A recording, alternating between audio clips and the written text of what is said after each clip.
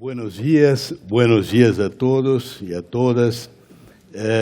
Yo quiero agradecer mucho la invitación que se renueva cada año de Dante y de los amigos.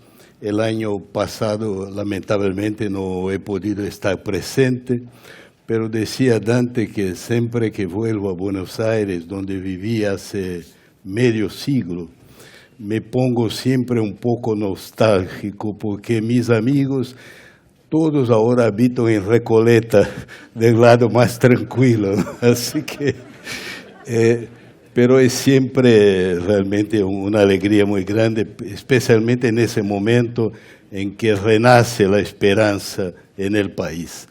Yo, si fuera a ser, si les fuera a hablar de mis recuerdos, les diría que estuve en la Argentina en varios momentos similares, ¿no? Incluso estaba en la Argentina en el día que Alfonsín ganó las elecciones. Así que es siempre un gran momento cuando se ve que un país renace, reanuda su encuentro con el destino, ¿no? Para mí, el timing de esta presentación, si yo fuera aún un diplomático de profesional, hubiera sido el más desfavorable posible, porque ayer, como saben ustedes, el presidente de la Cámara de los Diputados en Brasil aceptó el principio del proceso del impeachment en contra de la presidente, abriendo un proceso que no se sabe cómo va a culminar. Y anteayer tuvimos la publicación de las noticias sobre el desempeño de la economía brasileña, que han mostrado que el país no solamente está en una recesión profunda, pero corre el riesgo de caer en una especie de depresión, porque no es solamente la merma de las inversiones que se produce hace ya 9 trimestres, pero tuvimos informaciones muy negativas sobre la contracción del consumo de las familias, ¿no? El consumo de las familias representa más o menos el 63% del PIB de la economía brasileña, y había sido un factor que resistía un poco debido al nivel de empleo, debido a los sueldos que habían sido corregidos arriba de la inflación, pero ahora ya comienza a desplomarse. Así que es una situación preocupante, y preocupante porque no se explica solamente por los factores económicos, a pesar de que los problemas económicos son serios y bastante parecidos a lo que Dante y Pablo han mostrado sobre la Argentina, déficit presupuestario, etc. Pero la explicación en Brasil viene también de la simultaneidad de varias crisis: la crisis económica, la política, la crisis de la investigación en contra de la corrupción. Todo eso se suma una cosa a la otra, lo que me permite hacer una reflexión, no solamente o no exclusivamente sobre lo que va a pasar o no en Brasil, pero a partir de la perspectiva argentina, la perspectiva de un nuevo gobierno que mira hacia un país que es un socio importante. Como ustedes saben, mañana Macri estará en Brasilia, donde estará con la presidente, y después se desplazará a São Paulo, donde habrá un gran almuerzo de la Fiesp, de la Federación de las Industrias. Así que él tendrá la oportunidad personalmente de verificar cuál es la situación en Brasil. Y por eso es que yo intentaré hacer en los pocos minutos que tengo una reflexión más de la situación brasileña, pero un poco de la perspectiva de un país como la Argentina, que empieza un ciclo nuevo. Y la primera cosa que yo diría es que, como suele suceder en la historia, los dos ciclos de Argentina y Brasil no coinciden. No existe una sintonía entre los dos ciclos. La Argentina empieza ahora un momento nuevo, la población ha elegido el cambio. Brasil llegó muy cerca de eso hace un año en las elecciones, casi se logró lo mismo, la oposición parecía que iba a ganar, había un deseo en la sociedad de cambio, pero por muchos factores que no conviene aquí detallar, eso no ha pasado. Y la razón primera de la crisis política brasileña es exactamente eso, un cambio frustrado. Mientras en la Argentina el cambio se produjo o se va a producir como consecuencia de las elecciones. En Brasil se frustró el deseo del cambio. Y se frustró en una larga medida porque el partido en el poder y la candidata, que era la presidenta misma, ocultó la realidad al país. Lo hizo de una manera tal que después de la elección, cuando tuvo casi sin transición que reconocer que la situación era el revés de lo que ella había dicho, perdió toda la credibilidad. Y es por eso que los brasileños, independientes de su posición política, sin ningún tipo de sectarismo, están en general de acuerdo en el hecho que esa es una señora que no tiene más condiciones de gobernar. Ha perdido las condiciones por el procedimiento que ha tenido durante las elecciones. Ahora bien, nosotros estamos con ese problema, creo que vamos a encontrar una solución, porque las instituciones brasileñas se han mostrado fuertes, el poder, la justicia. Hemos visto cosas que nunca han pasado en Brasil. Hace una semana apenas un senador de la República, que era el líder del gobierno, ha sido preso, mandado prender por la Suprema Corte, ¿no? Y además uno de los banqueros más importantes del país ha sufrido el mismo destino. Así que las instituciones se han mostrado sólidas y yo pienso que se va a encontrar una solución a ese problema, y una vez encontrada la solución tendremos el cambio que había sido frustrado por las elecciones. Y ahí finalmente los dos ciclos se van a acercar. Pero habrá seguramente un periodo inicial en que no coincidiremos en el mismo momento del ciclo político y quizá económico. Y eso requerirá una gran atención, un gran cuidado de los dos países para evitar que en ese primer momento se produzcan, digamos, desencuentros. Ahora bien, una cosa que me gustaría añadir a lo que Dante y Pablo dijeron muy bien, es que sea Argentina, sea Brasil, sea Chile, sea Uruguay, todos nos enfrentamos con un escenario internacional que no es el más positivo que hubiéramos deseado. No lo es porque todos los países de nuestra región, hay que reconocer, son países muy dependientes del ciclo de commodities. Y hubiera sido mucho mejor para Macri o para el gobierno brasileño si estuviéramos ahora en 2009, 2010, cuando la demanda china empezaba a valorar enormemente nuestros productos, ¿no? El cobre, la soja, el maíz, la carne, etc., ¿no? Ese periodo ha pasado. Así que todos los gobiernos, incluso Macri, es muy bien hablar como se hizo acá de la necesidad de inserción competitiva, de añadir valor, todo eso no se discute, pero toma tiempo. No es algo que va a ocurrir en 1 o 2 años, tomará tiempo. Para nosotros lo que tenemos realmente a ofrecer, lo que es nuestra capacidad de oferta, como dicen en inglés, supply capability, es básicamente en commodities. Y los precios no ayudan.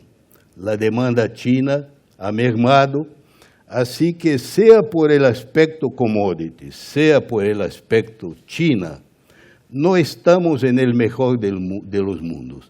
Tampoco estamos en el peor, estamos ahí en una situación, digamos, razonable, porque Estados Unidos está creciendo, pero nosotros no somos grandes socios comerciales de Estados Unidos.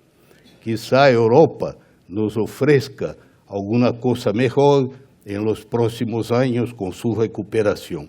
Pero primero hay que hacer eso que los americanos llaman la reality check. El mundo, el sistema internacional no es el más favorable que hubiéramos deseado. Eso se verá incluso en el comercio argentino. Por ejemplo, se está depositando mucha esperanza en la Argentina que el campo, que tiene mucho producto esperando el cambio de las políticas, pueda aprovechar ahora un momento más favorable. Y eso es cierto, va a ocurrir, pero hay que tener en cuenta que en eso los exportadores argentinos van a tener que contar con la concurrencia, con la competencia de Brasil. Brasil en octubre, noviembre, nunca en su historia había exportado tanta soja como ahora, porque con la devaluación de la moneda brasileña, que ha alcanzado 58%, no 48%, ya 58%, con la devaluación del real, el precio de la soja y del maíz brasileño es muy bajo. Brasil tuvo un movimiento de buques, de transportadores de maíz y de soja en los últimos meses, que es el doble de lo que ha tenido en el año pasado. A pesar de que hemos aumentado mucho el volumen de ventas, solamente para quedar más o menos en el mismo piso debido a la merma de los precios.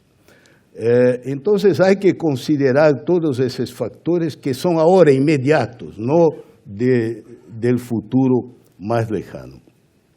Una otra cosa que me gustaría añadir por nuestra experiencia, con mi experiencia personal en el Ministerio de Hacienda. Primero quería agradecer las palabras muy generosas que tuvo en mi introducción, pero yo no soy el verdadero padre del real. Si hiciéramos un DNA del hijo, se vería que realmente el padre es Fernando Henrique Cardoso y su equipo, ¿no? Yo he sido el sucesor de Fernando Henrique, me cupo modestamente preparar la introducción de la moneda. Era un momento muy crítico, muy delicado, que pudiera haber hecho naufragar todo el plan, pero yo reconozco que he sido una pequeña parte de ese esfuerzo. Ahora bien, lo que vive Brasil actualmente, vivirá Argentina ahora. Antes se decía en Brasil que había el efecto Orloff, ¿no? Que Argentina tenía sus crisis y Brasil las vivía después. Pero en ese momento será el revés. Por ejemplo, seguramente habrá en el nuevo equipo argentino una política en favor de un realismo cambial. Eso va a producir una devaluación adicional de la moneda. Yo vi que Dante se preocupa con el peligro de la transmisión a los precios. Ahora, esta transmisión solo no se produce si la demanda se reduce, porque si la demanda queda en el mismo nivel, habrá un impacto inflacionario inevitable.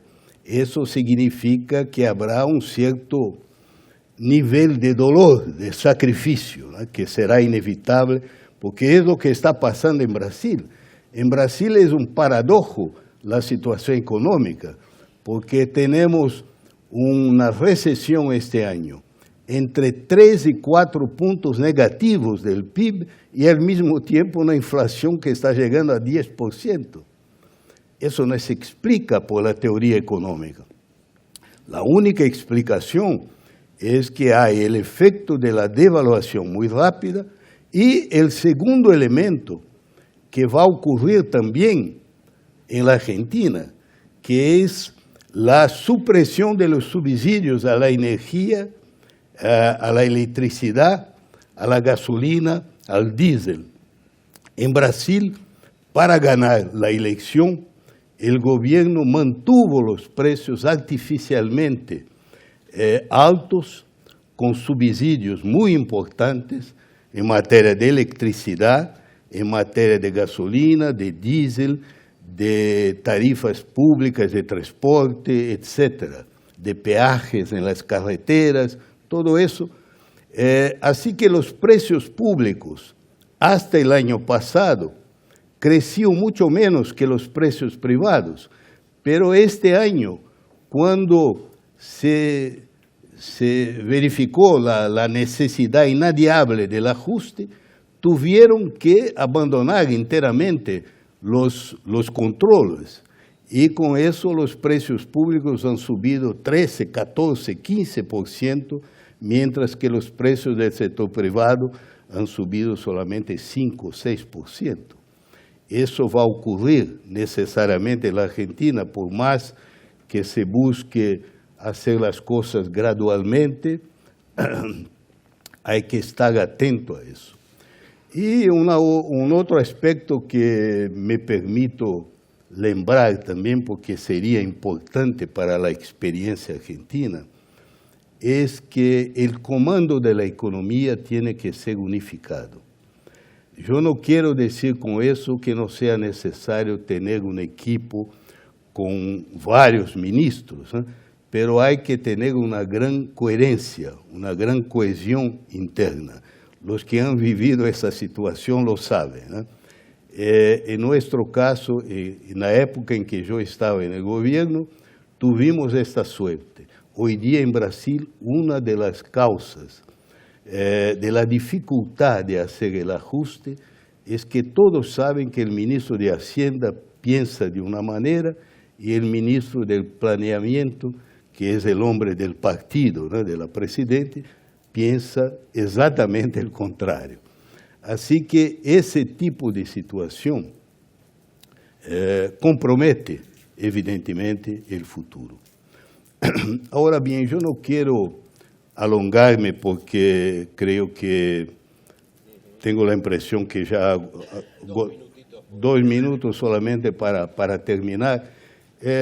Mi intención no era hacer una cosa muy completa, muy exhaustiva, solamente tocar algunos puntos, ¿no?, para después poder tener un debate. Ahora, yo quisiera, al concluir, también transmitir un poco de confianza en el futuro, y no solamente por retórica, pero por razones concretas.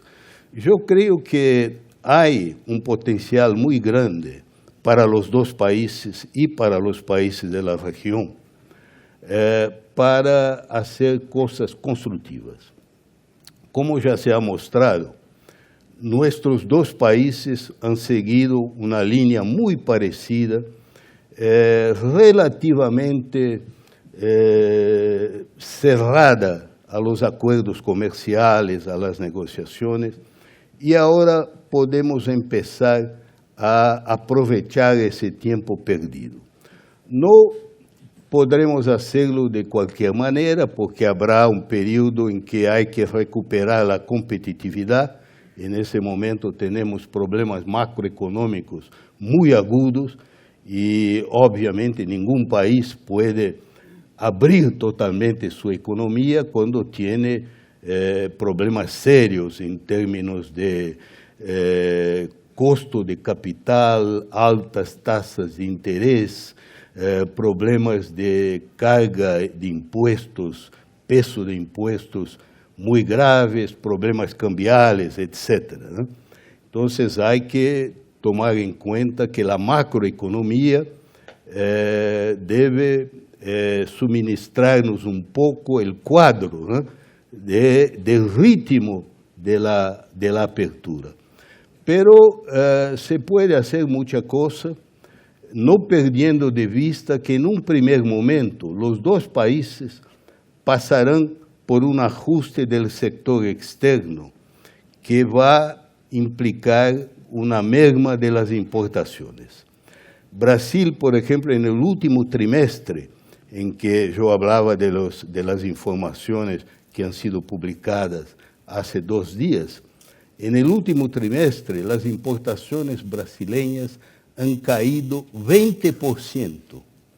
Las exportaciones han aumentado positivamente 1%, menos que 2%. Brasil se está ajustando en el sector externo muy rápidamente, pero más por vía de la reducción de las importaciones que por el aumento de las exportaciones. Porque ese aumento se produce, pero en volumen, no tanto en valor, en precio, ¿no? Entonces, hay que tener en cuenta eso. Y, finalmente, yo quisiera decir que entre las cosas que me parecen positivas para que los dos países se ajusten a la economía mundial es tratar de hacer alguna cosa en relación al tema comercial en que ya tenemos un peso muy considerable en el mundo. Entre Brasil y Argentina dominamos un porcentaje muy significativo de la oferta de soja, de maíz, de carnes en general. Pero, a pesar de eso, hasta hoy no tenemos una bolsa de cereales que tenga una presencia internacional. No la tenemos por problemas de celos, cosas si se debería hacerlo en Rosario, o en São Paulo, o en Mato Grosso, cosas de ese tipo. Ahora bien, hay un potencial enorme, no solamente en el comercio bilateral, que ya ha llegado a 38 mil millones, ahora está en 28 mil millones, que se puede recuperar, pero hay un potencial con relación a los mercados externos, en iniciativas que deberíamos empezar a considerar en esa visión creativa y constructiva de un Mercosul ya con otras perspectivas y abierto al Pacífico, a pesar de que no debemos olvidarnos que no es verdad que resta todo para hacer con relación al Pacífico. Dentro de la ALAD tenemos acuerdos importantes. El acuerdo brasileño con Chile ha prácticamente eliminado las barreras del comercio bilateral. Con el Perú también es un acuerdo muy ambicioso, es menos con Colombia y con México, pero hay alguna cosa que se está haciendo. Pero yo les dejaría un poco esa inquietud de que hay mucho que podríamos hacer en los sectores que somos ambos grandes exportadores, pero que estamos aún en las manos de las grandes tradings internacionales. Muchas gracias.